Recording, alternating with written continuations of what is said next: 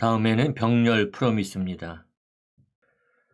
병렬 프로미스는 여러 비동기 연산을 병렬로 동시에 수행하고 그 결과를 하나로 모으는 작업을 수행하는 데 사용되죠.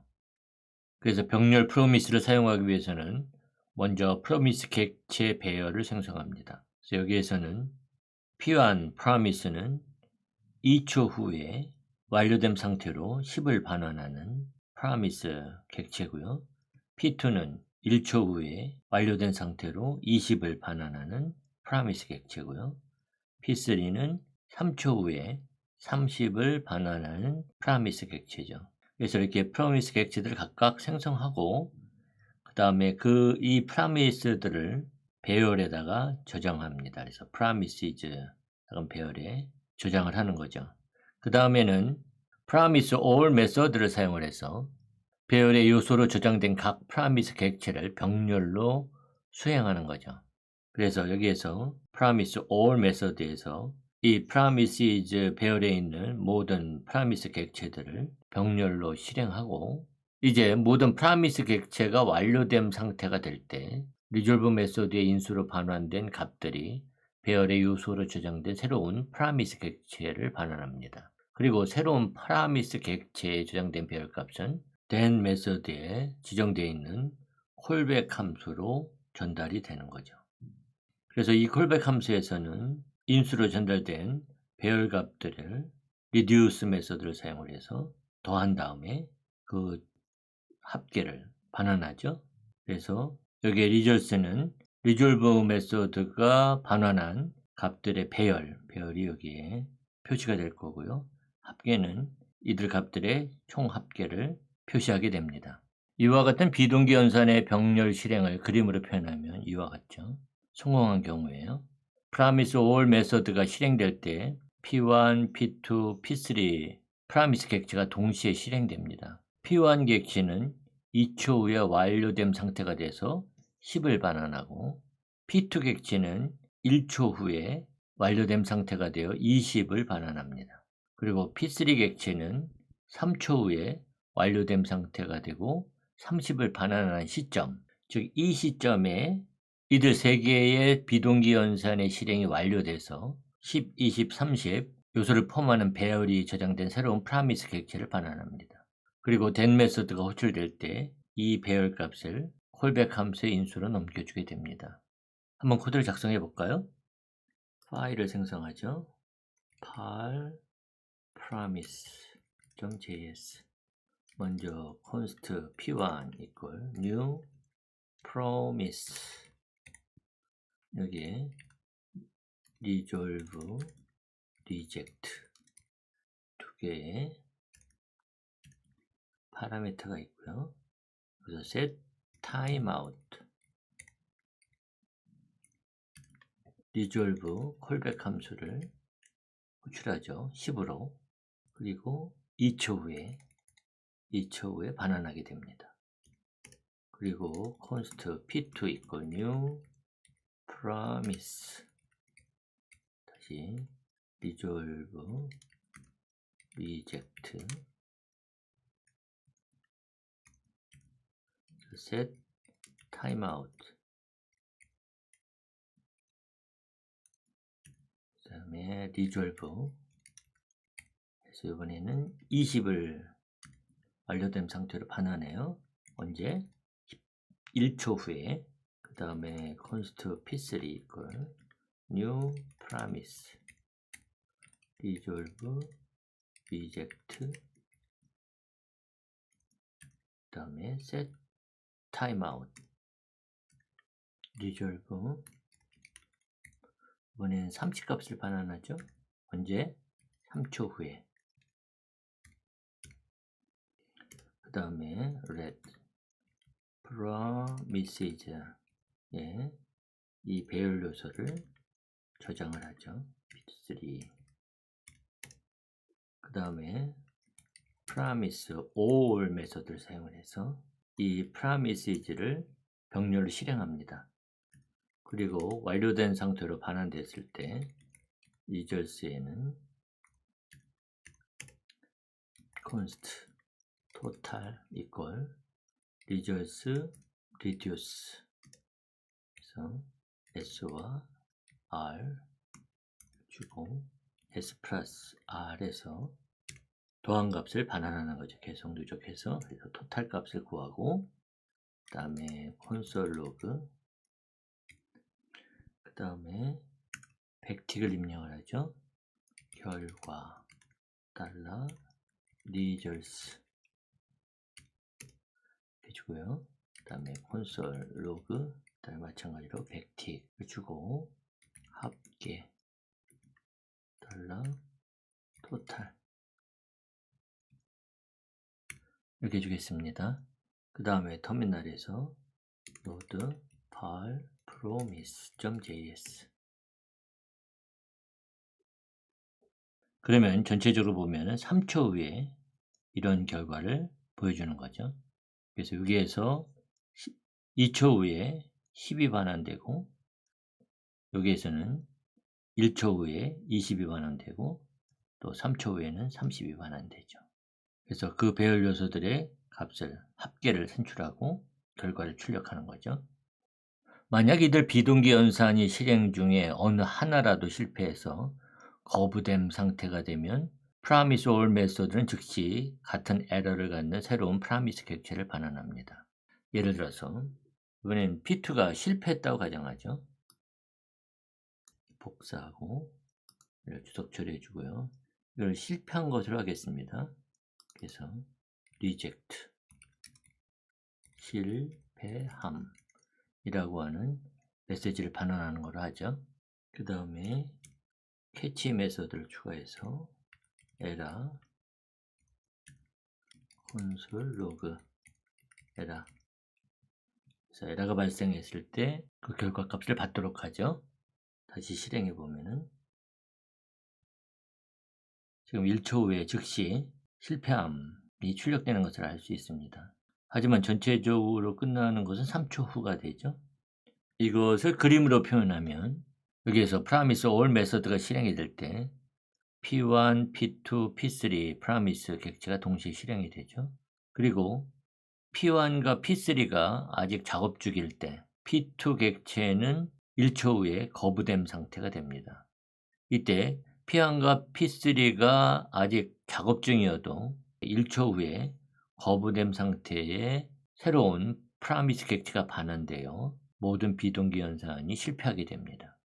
그런데 promise all settled 메소드는 비동기 연산 중에 거부됨 상태가 있더라도 모든 비동기 연산의 상태를 배열로 저장한 완료된 상태의 새로운 promise 객체를 반환합니다. 한번 코드를 작성해 볼까요? 그래서 얘를 주석 처리하고요. 이번에는 promise all settled, 그래서 promises 병렬로 실행하는 거예요. then 해서 results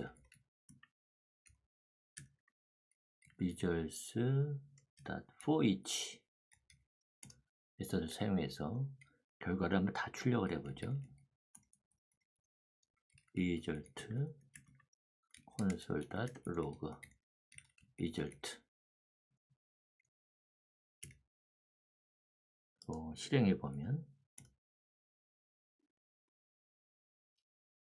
첫 번째 promise 객체는 status가 fulfilled 완료된 상태가 된 거죠.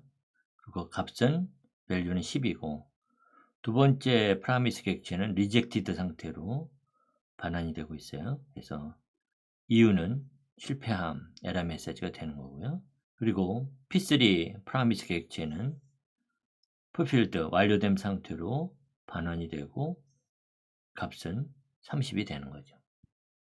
이것을 그림으로 표현하면 이렇게 됩니다. promise all settled 메서드는 1초 후에 P2 객체가 거부됨 상태가 되더라도 P3 객체가 3초까지 실행을 완료하기를 기다렸다가 모든 promise 객체의 상태를 배열로 저장하는 새로운 promise 객체를 반환하는 거죠. 그래서 아까와 같은 결과를 보여주게 됩니다. promise 객체를 병렬로 실행할 수 있을 뿐만 아니라 순차적으로도 실행할 수 있습니다. 한번 코드를 작성해 볼까요? 먼저 파일 하나 생성하겠습니다.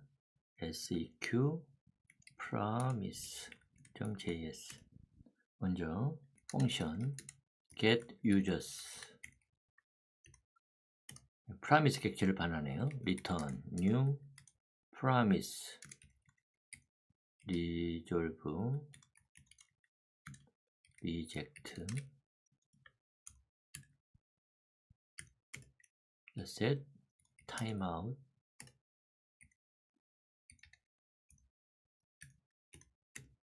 resolve 앞에서 작성했던 대로 요 배열 값을 넣어주도록 하겠습니다.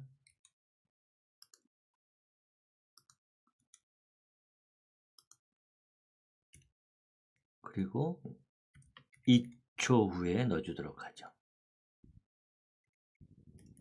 그 다음에는 또 하나의 펑션을 정해요. find user. 이번엔 users를 인수로 받아요. 이것도 마찬가지로 new promise에서 promise 객체를 반환하는 거예요. 그래서 resolve reject.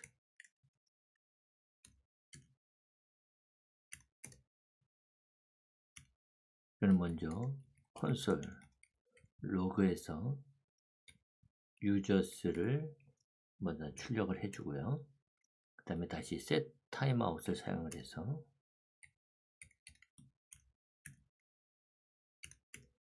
이번에는 resolve users의 find user.name이 김이인 거를 찾는 거죠. 그 객체를 반환해 주는 거예요. 언제? 1초 후에. 또 이번에는 펑션 get email 그래서 유저에서 return new promise resolve reject. 이번에는 콘솔 로그에서 유저를 출력해 보죠. 먼저 그 다음에 set timeout 해서 resolve 여기에는 user.email을 반환하도록 하죠. 언제? 3초 후에. 이렇게 작성하도록 하겠습니다. 여기에서는 getUsers 함수는 사용자 목록 배열을 갖고 있는 promise 객체를 반환하는 거죠. 그리고 findUser 함수는 인수로 전달된 users 사용자 목록 배열에서 name 속성이 기미인 객체를 찾아서 해당 객체를 포함하는 promise 객체를 반환합니다. 그리고 마지막으로 getEmail 함수는 인수로 전달된 객체에서 이메일 속성을 포함하는 promise 객체를 반환하는 거죠. 이때 우리는 that 메소드 체인으로 비동기 연산을 수행하는 이들 각 함수를 순차적으로 실행할 수 있습니다. get users then find user then get email then console.log 실행해 볼까요? node seq promise.js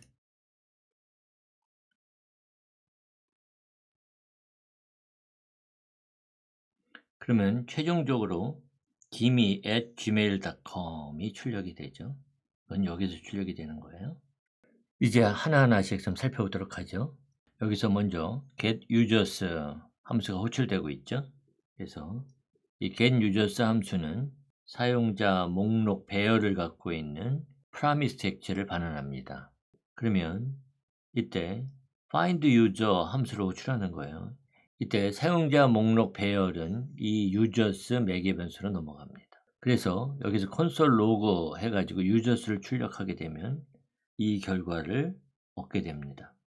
그 다음에 이 users 사용자 목록 배열에서 이름이 김이인 객체를 찾아서 그 객체를 포함하는 새로운 promise 객체를 반환하고 있죠.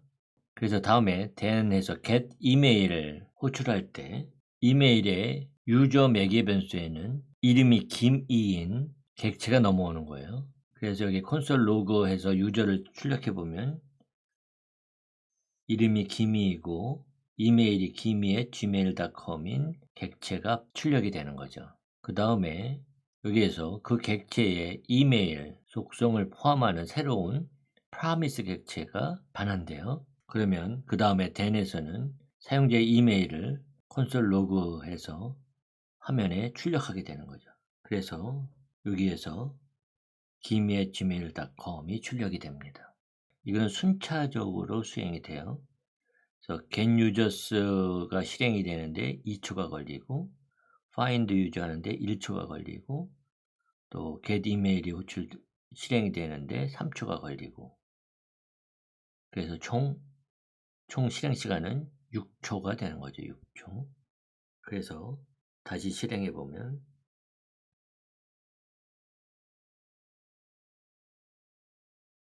이렇게 6초의 시간이 걸리게 됩니다.